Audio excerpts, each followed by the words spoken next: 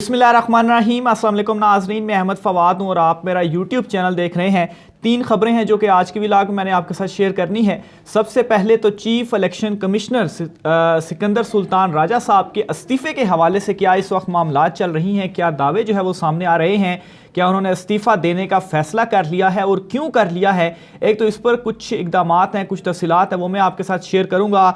दूसरे नंबर पर नाज़रीन, सुप्रीम कोर्ट ऑफ पाकिस्तान से भी बड़ी खबर है, क्योंकि कल सुप्रीम कोर्ट ऑफ पाकिस्तान ने दोबारा चीफ इलेक्शन कमिश्नर को तलब किया था। रिकॉर्ड समेत सुप्रीम कोर्ट से एक हंगामी हुक्म जो है वो सामने आया है। इस पर भी कुछ डिटेल्स आपके साथ मैं शेयर करूँगा। और आखिर में नाज़रीन, इमरान खान साहब को भी एक बड़ा रिलीफ मिला है अदालत से, जो उनका ज़मानत वाला मैटर था। उनको जो है वो खारिज हुई थी ज़मानत की दरख्वास्त, लेकिन इस पर क्या रिलीफ मिला है, इस पर भी कुछ डिटेल्स हैं, वो भी आज की व्लॉग में आपके सामने रखूँगा।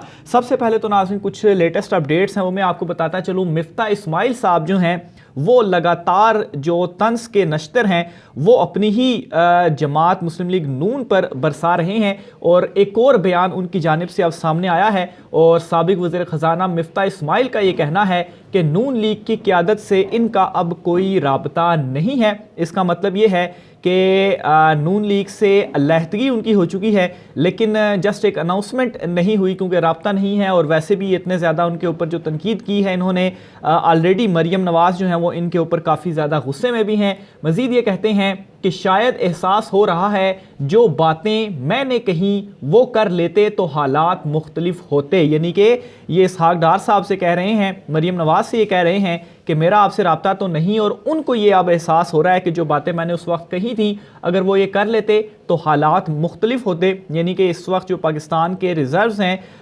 वो 3 से नीचे आ चुके हैं, तो वो जो फिगर था वो कुछ और होता। तो मिफ्ता इस्माइल साहब ये कहते हैं कि मेरी पॉलिसी चल रही होती तो $2.5 अरब के ज़रिए मुबादला ज़खायर तक ना आते। शौकत तरीन ने भी गलती की थी और इसहाक डार ने भी गलती की। जो पॉलिसी इमरान खान की थी इस पर चलेंगे तो कैसे इन्हें ज़िम्मेदार ठहरा सकते हैं। तो बहरहाल ये मिफ्ता इस्माइल की जानिब से अगेन जो ज़रिए मुबादला वाली मैंने बात की है कि $2.5 अरब वो कह रहे हैं कि इस वक्त रह चुकी है, तो ये 16 अरब था जो इमरान खान छोड़ कर गया था, और इस वक्त इन्होंने $2.5 अरब तक पहुंचा दिया है। दूसरी तरफ नाज़रीन, स्पीकर पंजाब असम्बली जो हैं उनकी जानिब से एक ख़त लिखा गया है सदर मुमलिकत को, और इस ख़त के अंदर नाज़रीन उन्होंने पंजाब में इलेक्शन की तारीख के हवाले से सदर मुमलिकत को लिखा है और ये कहा है कि इस वक्त जो हालात हैं तो आप जो है वो कोई तारीख का इलेक्शंस के हवाले से ऐलान करें। तो इलेक्शन कमीशन की जानिब से आइन से इनहराफ की राह रोकने के लिए सरबराह रियासत की फौरी मुदाखलत नागुज़ीर है। बतौर सदर मुमलिकत आप आइन से मज़ीद इनहराफ की राह रोकने के लिए फौरी तौर पर पंजाब में इंतखाबात की तारीख का ऐलान करें।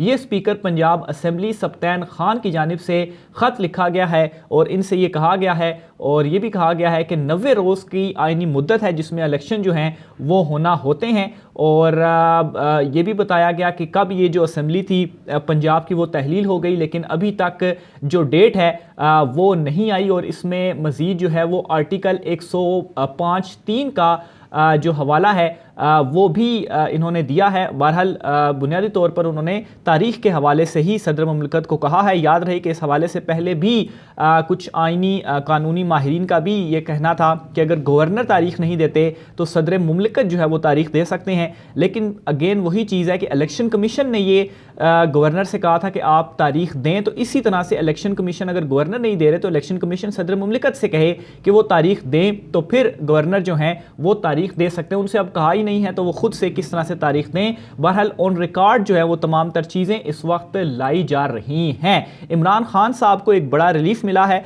लाहौर हाई कोर्ट में जो इनकी हिफाजती ज़मानत थी वो दरख्वास्त तो चूँकि इमरान खान साहब खुद पेश नहीं हुए थे इस वजह से वो खारिज की गई थी, लेकिन लाहौर हाई कोर्ट ने इमरान खान साहब को 20 फरवरी को दिन 2 बजे तक पेश होने की जो मोहलत है वो दी है। और उनकी पेश होने की ना होने की एक जो बुनियादी वजह थी वो सिक्योरिटी थी, और इस हवाले से भी जो है वो डिटेल सामने आई हैं कि आईजी जो हैं उनसे मुलाकात करने के बाद एक सिक्योरिटी प्लान तरतीब देने के बाद इमरान खान साहब जो हैं वो अदालत में पेश हों और फिर उसके बाद ये जो हिफाजती ज़मानत की दरख्वास्त है ये आगे परस्यू हो सकती है। लेकिन इस पर भी नाज़रीन एक चीज़ मैं आपको बताता चलूँ, कानूनी माहिरीन की ये राय है कि जो हिफाजती ज़मानत होती है उसका बुनियादी तौर पर मकसद ही होता है कि जो उसमें मुल्ज़िम होता है, जो दरख्वास्त गुजार होता है, वो अदालत से ये कहता है कि चूँकि जो मुतलका अदालत है उस अदालत में वो पेश होना चाहता है, इसलिए अदालत उसकी पेशी तक उसकी हिफाजती ज़मानत जो है वो दे दे ताकि उसे गिरफ्तार ना किया जा सके और वो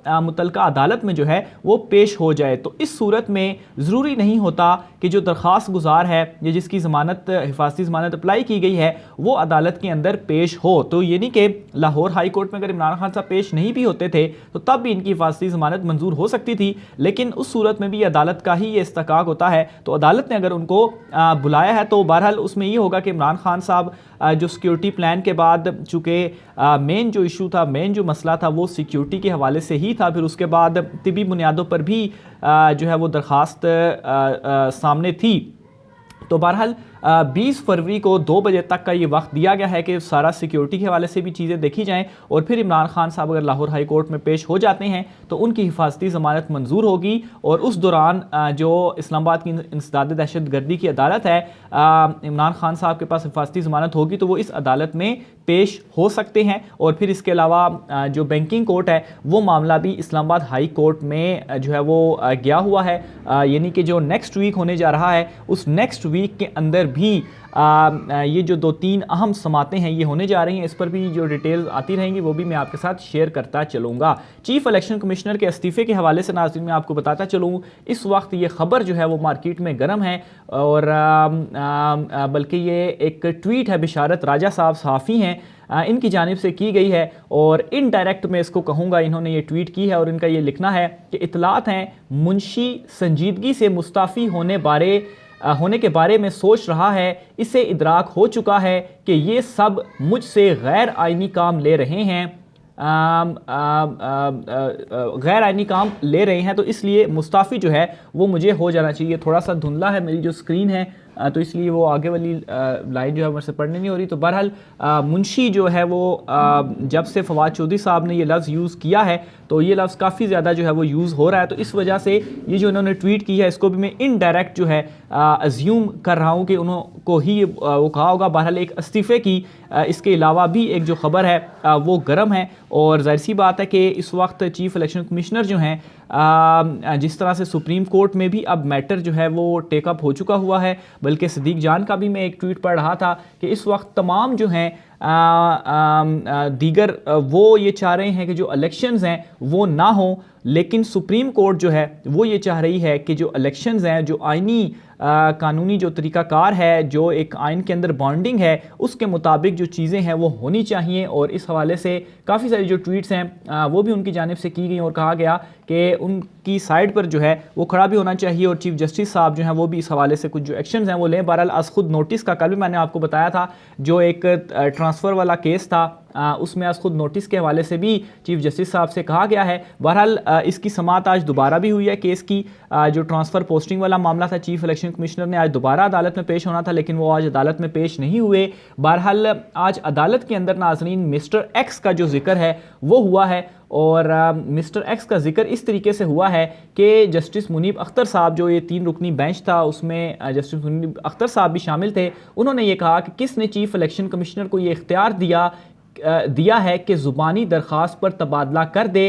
अगर कोई मिस्टर एक्स कॉल करके तबादले का कहे तो क्या कानून इसकी इजाज़त देता है, क्योंकि ये जो तबादला हुआ था CCPO डोगर साहब का लाहौर का, अच्छा इसमें भी मैं आपको बताता चलूँ कि इनका तबादला जो है, जो नोटिफिकेशन था वो मुअत्तल कर दिया गया और वो अपने ओहदे के ऊपर वापस बहाल हो चुके हैं और समाज जो है वो नेक्स्ट मंथ तक चली गई है। लेकिन जो तारीख वाला मैटर है वो चूँकि आज खुद नोटिस के लिए रेफ़र कर दिया गया है तो कभी भी सुप्रीम कोर्ट ऑफ पाकिस्तान से ये जो खबर है आज खुद नोटिस के हवाले से, तारीख के हवाले से वो सामने आ सकती है। बहरहाल ये बड़ा एक इंपॉर्टेंट फैसला था जो सुप्रीम कोर्ट ऑफ पाकिस्तान ने दिया, वो नोटिफिकेशन मुअत्तल कर दिया और चीफ इलेक्शन कमिश्नर तो पेश नहीं हुए। बहरहाल ये जो मिस्टर एक्स के हवाले से जो रिमार्क्स भी सामने आए हैं ये भी बहुत ज़्यादा इंपॉर्टेंट हैं। इसके अलावा नाजरीन आज जो है वो जो सेक्रेटरी इलेक्शन कमीशन थे उमर हमीद साहब, उनकी भी आज थोड़ी सरजनिश भी हुई है। हुआ यह है कि सुप्रीम कोर्ट में दौरान समाज सेक्रेटरी इलेक्शन कमीशन ने बात करना चाहिए तो जस्टिस मुनीब अख्तर बरहम हो गए,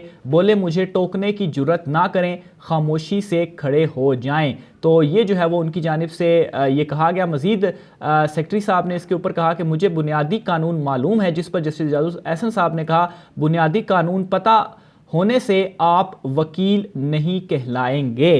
तो ये नाज़रीन आज की समात का अहवाल था। इस पर एक तो जो डोगर साहब हैं उनकी वापसी हो चुकी है। बहरहाल इस चीज़ का वेट है कि अस खुद नोटिस जो है वो इलेक्शन तारीख के हवाले से कब लिया जाता है। मज़ीद डिटेल भी आपके साथ में शेयर करता रहूँगा। आज की व्लॉग से इतना ही, मुझे इजाज़त दीजिए। अल्लाह हाफिज़।